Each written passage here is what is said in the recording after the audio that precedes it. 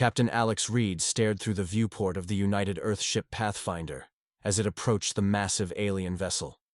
After decades of searching, humanity had finally made contact with an advanced extraterrestrial civilization. The aliens called themselves the Vorn, a species that had dominated this sector of the galaxy for millennia. "They're hailing us again, Captain," said Communications Officer Tom Wilson, his voice tight with tension. "Put them through," Alex ordered, straightening her uniform. The main screen flickered to life, revealing the imposing figure of Grand Commander Krell. The alien's 6 eyes blinked independently as it regarded the humans with what Alex interpreted as disdain. "Your species continues to surprise us, Captain Reed," Krell rumbled, mandibles clicking between words. "We expected you to retreat when faced with our battle fleet. Yet here you stand." Alex maintained a neutral expression. "The people of Earth, come in peace, Commander. We seek knowledge and friendship, not conflict." Krell made a sound that might have been laughter. "How peculiar. A species so fragile, yet so bold. Your kind has barely mastered interstellar travel, and you speak of friendship with the Galactic Dominion?" Behind Alex, the bridge crew remained silent, but she could sense their unease. Earth had sent Pathfinder as an exploratory vessel, not knowing they would encounter the military might of an empire spanning hundreds of star systems. "We may be new to the stars," Alex replied carefully, "but humanity has overcome challenges throughout our history. We adapt. We endure." "Interesting." Krell leaned forward. "Perhaps before we decide your species' fate, we should learn more about these humans. I propose an exchange. 3 of your crew will join my vessel for evaluation. In return, 3 of my advisors will board your ship." Alex knew this wasn't a request, but a test. First contact protocols suggested cooperation, but something in Krell's tone set off warning bells. "We would be honored to participate in such an exchange," she responded diplomatically. "When would you like to begin?" "Immediately," Krell replied. "Select your representatives wisely, Captain. They will speak for your entire species." After the transmission ended, Alex turned to her senior staff. "Opinions?" Science Officer Jack Parker spoke first. "It's clearly an assessment, Captain. They're deciding whether we're worth engaging with or eliminating as a potential threat," finished Security Chief Maria Foster grimly. Alex nodded. "I'll go myself, along with you 2. The Pathfinder needs to show strength while maintaining peaceful intentions."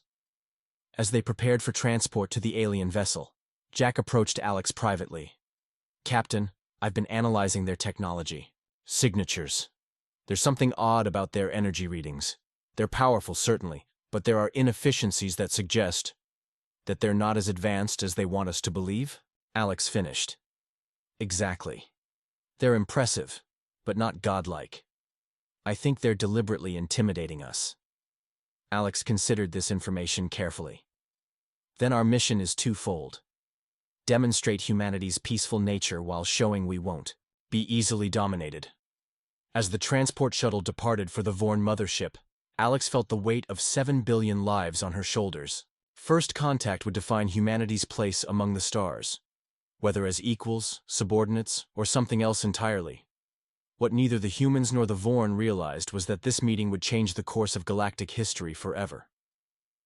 The Vorn mothership dwarfed the Pathfinder like a whale beside a minnow. As Alex, Jack, and Maria stepped from their shuttle into the cavernous docking bay, they felt the subtle difference in gravity, deliberately set slightly higher than Earth normal, Jack suspected, to put them at a physical disadvantage. "Welcome aboard the Dominion's Fist," announced a Vorn official who introduced himself as Sub-Commander Drek. Unlike Krell, he stood barely taller than Alex, with a leaner frame and only 4 eyes. "You will follow me to the assessment chambers."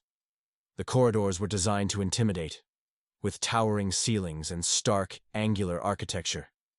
Yet Alex noticed something peculiar. Despite the show of technological superiority, she spotted signs of wear and hasty repairs poorly disguised beneath ornate coverings. "Your species has only achieved interstellar travel within the last century," Drek stated as they walked. "Yet you've colonized 3 star systems." 5, actually, Jack corrected politely, though 2 are still in early development stages. Drek's Mandibles twitched, a gesture Alex was beginning to recognize as surprise. 5? Our intelligence suggested fewer. We move quickly when motivated, Maria added casually. They were led into a large chamber where several Vorn scientists waited, with an array of equipment. For the next 4 hours, the humans underwent a series of tests, physical examinations, cognitive assessments, and extensive questioning about Earth and human society. During a brief rest period, Jack whispered to Alex, "They're particularly interested in our adaptability. The questions keep circling back to how we handle environmental changes and unexpected scenarios." Alex nodded slightly. "And they seem surprised by our answers." The final test came when Grand Commander Krell himself entered the chamber. He approached, with a small device that projected a holographic display of Earth's solar system. "Your homeworld sits at the edge of what we call contested space," Krell explained. "Several galactic powers have interest in this region. Tell me, Captain Reed, how would your Earth respond if a more advanced civilization claimed ownership of your system?" Alex measured her words carefully. "We would first seek diplomatic solutions and mutual understanding. Earth values cooperation." "And if diplomacy failed?" Krell pressed. "Then history suggests we would resist," Alex replied evenly. "Humans go to extraordinary lengths to protect their home." Krell studied her with all 6 eyes. "Even against hopeless odds?" "We don't easily accept the concept of hopeless, Commander. Humanity has faced extinction-level threats throughout our development. We're still here." Something changed in Krell's demeanor.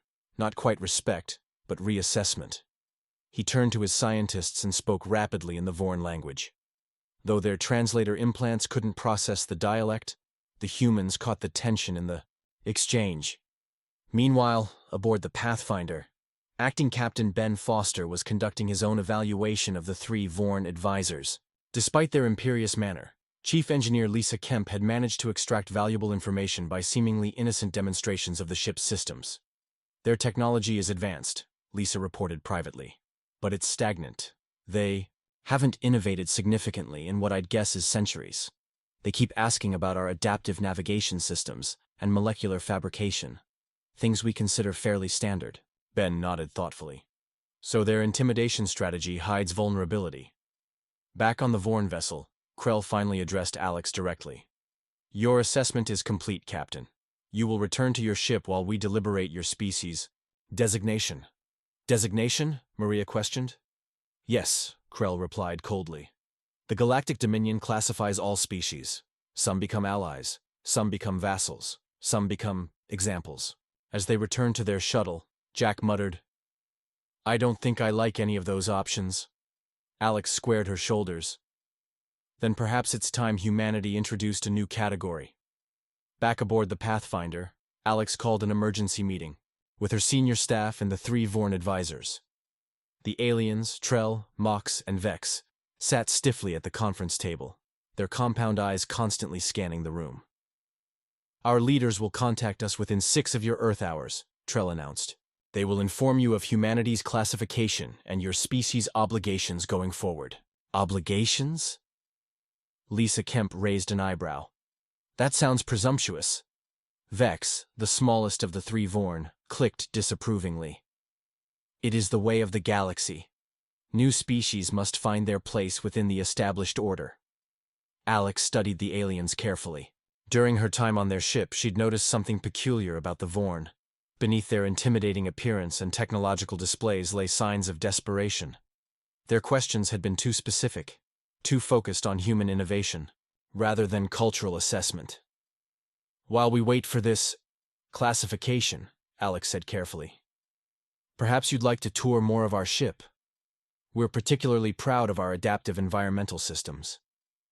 The offer was calculated. Engineering had detected the Vorns surreptitiously scanning those very systems earlier. Mox, the senior advisor, hesitated before responding. "That would be acceptable." As they moved through the ship, Lisa subtly guided the tour toward less sensitive areas while highlighting technologies the Vorn seemed most interested in. Jack Parker maintained a running dialogue of scientific explanations, watching closely for reactions. "Our life support can adapt to over 50 different atmospheric compositions," Lisa explained, pointing to a control panel. essential for a multi-species crew, though we haven't had the opportunity to host many non-humans yet.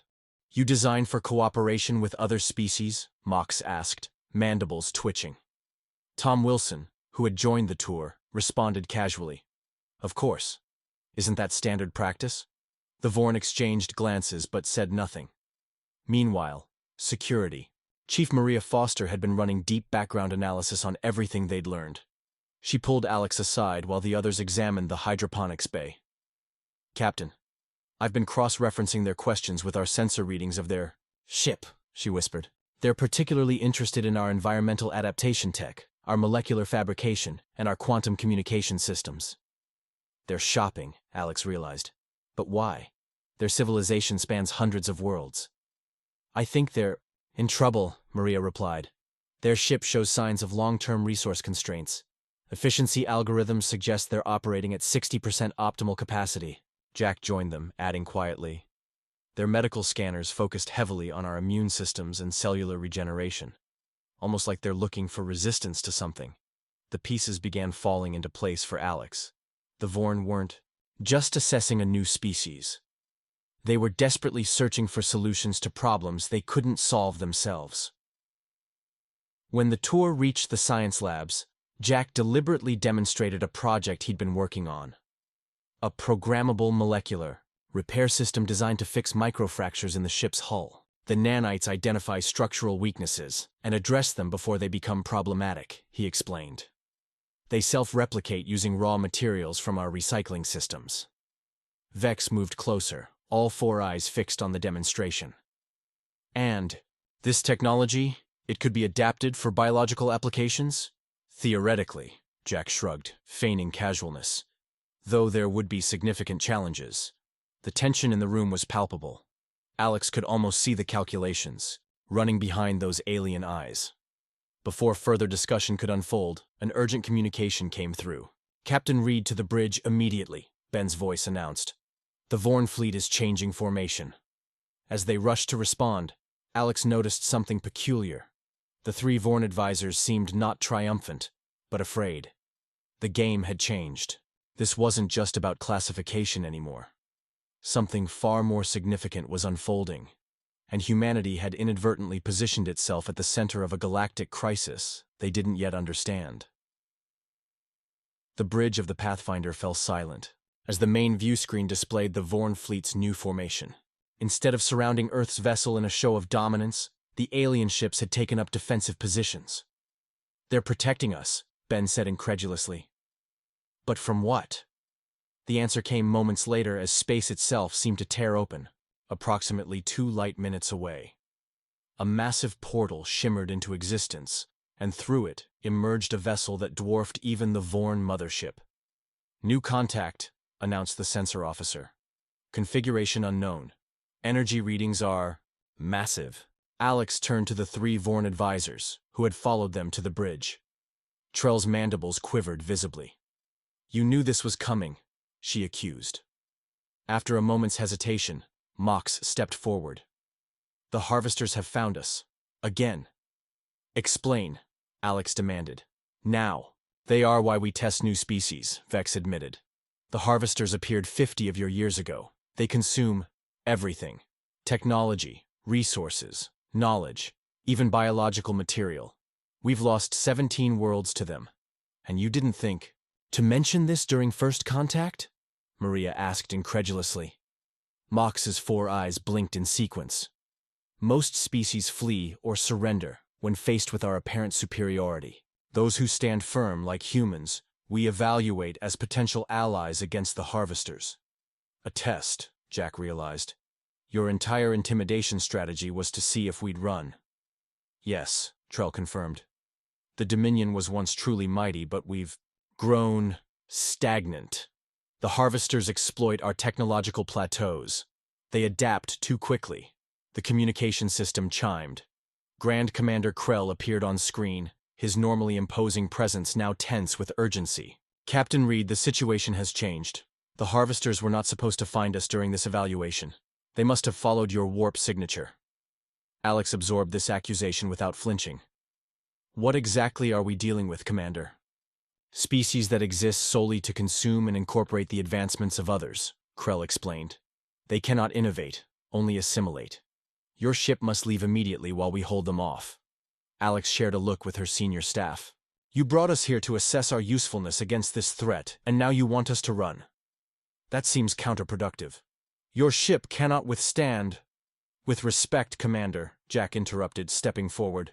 Our analysis of your technology suggests you can't withstand them either. Not alone. A tense silence followed before Krell spoke again. What do you propose, humans? Alex felt the weight of the moment. This wasn't just first contact anymore. It was potentially humanity's first interstellar conflict. Yet she saw opportunity, where the Vorn saw only threat. You've been studying our adaptive technologies, she said.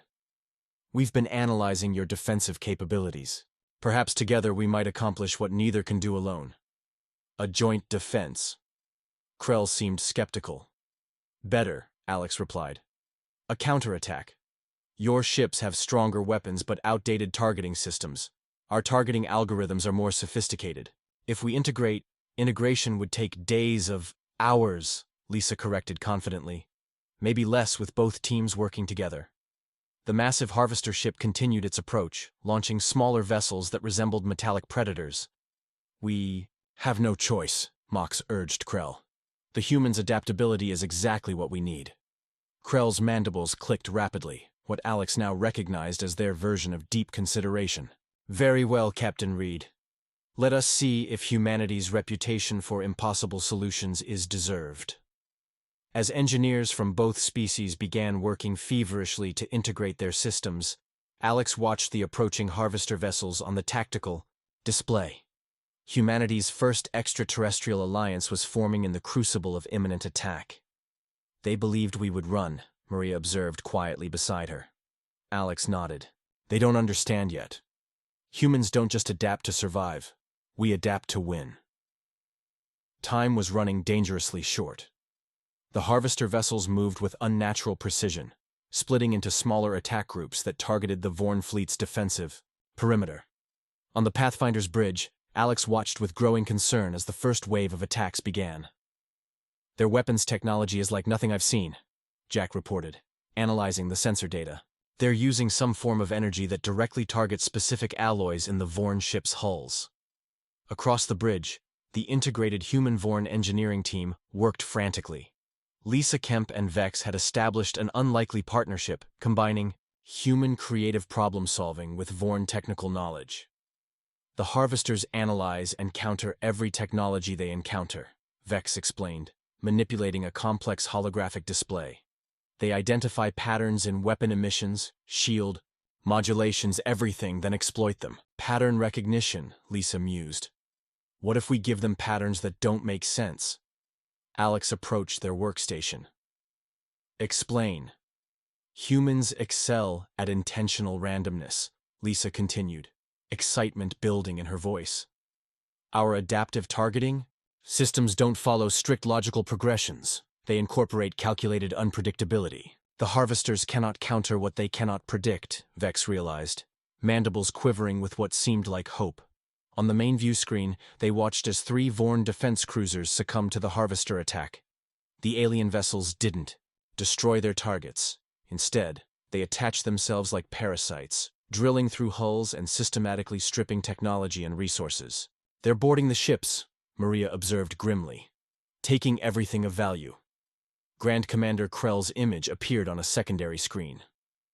Captain Reed, we cannot hold them back much longer. Has your team made progress? We have a theory, Alex replied, but implementing it requires full integration with your fleet's tactical systems. Krell hesitated only briefly. Granted, whatever you require. For the next 30 minutes, the Pathfinder became the nexus of a desperate technological fusion. Human targeting algorithms were uploaded to Vorn weapon systems, while Vorn power distribution methods enhanced human defensive capabilities. Most crucially, Jack and the science team developed a constantly shifting shield modulation pattern based on human musical compositions, something the mathematics-driven harvesters would struggle to predict. Ready to implement, Lisa announced finally. Alex nodded. Transmit the integration package to all Vorn vessels and execute on my mark. As the countdown reached 0, the combined fleet underwent a transformation. The Vorn ship's weapons, previously firing in logical sequences, began striking with what appeared to be chaotic timing, but was actually based on complex human-designed algorithms. Shields flickered between frequencies in patterns derived from Earth jazz improvisations. The effect was immediate. The Harvester vessels, programmed to identify and counter predictable attack patterns, faltered in their advance. Several smaller craft collided as their predictive navigation systems failed to anticipate the seemingly erratic movements of the defended Vorn ships. "It's working!" Ben exclaimed, watching the tactical display. "Partially," Maria cautioned. "They're already beginning to adapt." She was right. The main Harvester vessel had pulled back its forces and appeared to be analyzing the new defense strategy. It wouldn't take them long to develop countermeasures. "We need to press the advantage while we have it," Alex decided. She opened a channel to Krell. "Commander, we need to strike their mothership directly before they adapt." "Impossible," Krell responded. "Its defensive capabilities are too strong." "Not if we concentrate all fire on a single point," Jack interjected. "Our scans show an unusual energy fluctuation in their aft section when they deploy boarding craft." Alex leaned forward. "We need a small team to approach undetected while the main fleet provides distraction. A targeted strike at that weak point could disable them temporarily."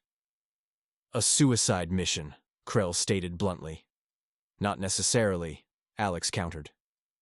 "The Pathfinder has stealth capabilities your sensors haven't detected. We can get close enough." Silence that followed spoke volumes. The Vorn commander was calculating the odds, weighing options with the cold logic his species prided itself on. "Very well," he finally responded. "But I will join your strike team. My knowledge of Harvester vulnerabilities may prove useful." As preparations began for the daring assault, Alex gathered her volunteer crew.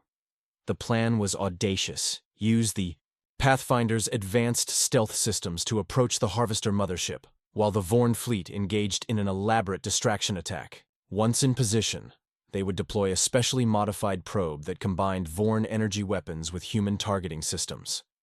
"This is our chance to show the galaxy what humans are capable of," Alex told her team. "Not just our technology, but our courage and ingenuity." As the Pathfinder broke formation, slipping away from the main battle toward its dangerous mission, the true test of humanity's place among the stars had begun.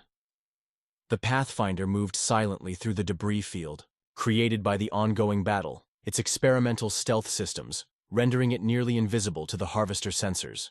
On the bridge, tension hung heavy as the crew maintained minimal communication. Even the slightest energy spike could give away their position. Beside Captain Reed stood Grand Commander Krell, who had transported aboard with 2 Vorn technicians just before the mission began. Despite his imposing presence, something had changed in his demeanor toward the humans. There was a newfound respect, perhaps even admiration, though he would never admit it openly. "Your ship's stealth technology is unexpected," Krell observed quietly. "Our intelligence suggested humans had not yet mastered such capabilities." Alex allowed herself a small smile. "We tend to keep certain advancements to ourselves, a habit from our more fractious historical periods." "Wise," the Vorn commander acknowledged.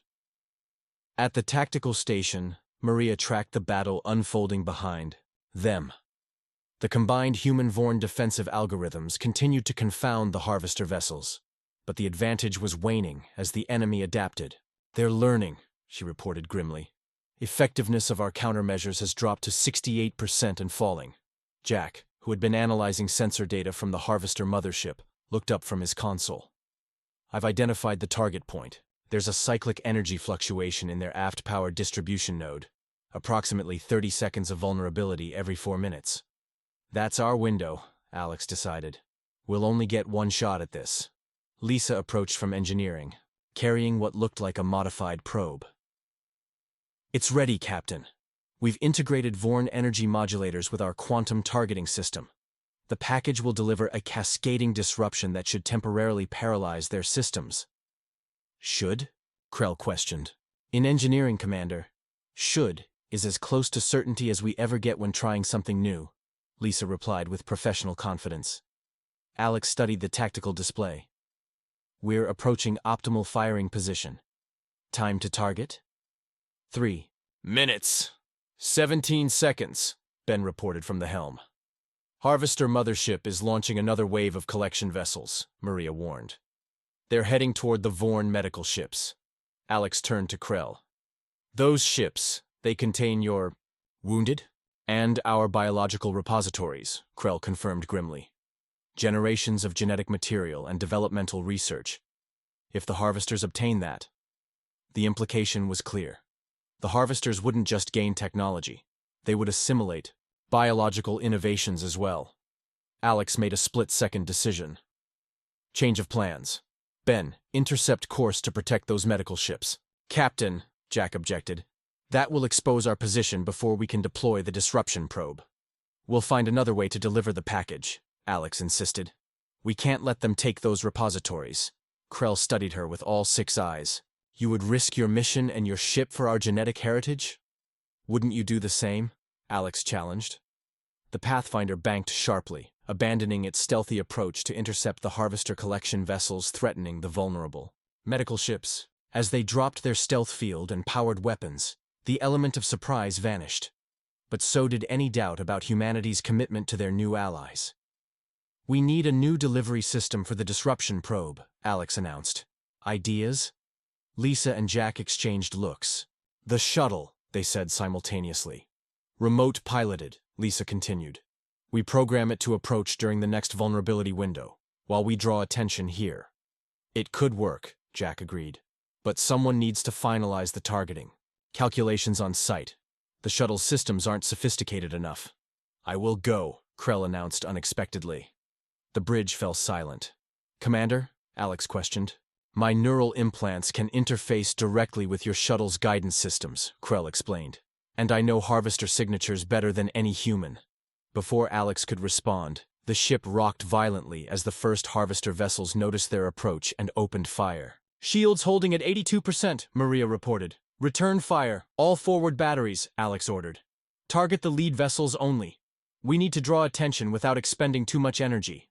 As the Pathfinder engaged the Harvester collection ships, buying time for the Vorn medical vessels to retreat to safety, Krell and Jack hurried to prepare the shuttle mission. Lisa reconfigured the disruption probe to interface with Krell's neural implants, while Vorn technicians shared crucial targeting data. You realize this is likely one way, Alex said quietly to Krell as final preparations were made. The Vorn commander's mandibles clicked softly. For millennia, the Dominion has survived through intimidation and technological superiority. We forgot the value of sacrifice. Perhaps it is time we remembered. Minutes later, as the Pathfinder drew Harvester fire from multiple directions, a small shuttle slipped away from its launch bay. With Krell aboard manually guiding the disruption probe, it accelerated toward the Harvester mothership's vulnerable point. Shuttle approaching target, Ben reported. Vulnerability window opens in 20 seconds. On the main view screen, they watched as Harvester defensive systems began targeting the shuttle. Smaller weapons struck its shields, which flickered but held. Another product of human-Vorn cooperation enhanced with Krell's last-minute modifications. 10 seconds to vulnerability window, Jack counted down. The shuttle weaved through increasingly intense defensive fire, following an erratic path that only a living pilot could navigate. Harvester prediction algorithms failed to anticipate Krell's instinctive maneuvers. 5 seconds. 4, 3. A massive energy beam from the mothership struck the shuttle directly. For a heart-stopping moment, the small craft tumbled off course, but then stabilized, continuing its approach. Vulnerability window open, Jack announced.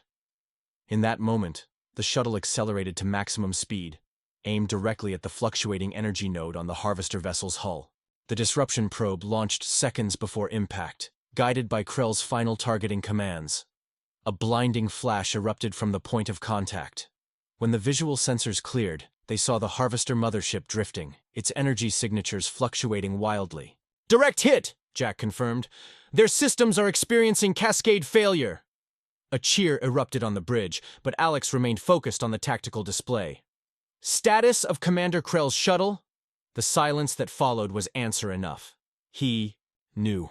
Vex said quietly from beside her. The calculations showed there was no survivable approach vector.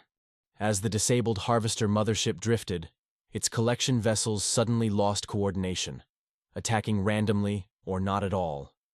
The combined Vorn-human fleet pressed the advantage, systematically neutralizing the confused enemy forces. In the chaos of victory, a critical realization formed. Humanity had not just survived first contact. They had transformed it. The galaxy would never be the same. 3 days after the battle, representatives from the Vorn Dominion and Earth sat aboard the Pathfinder for what would become known as the First Accord. The once mighty Harvester mothership had been secured, its valuable technology and biological specimens catalogued for study rather than exploitation. Alex surveyed the conference room where delegates from both species gathered.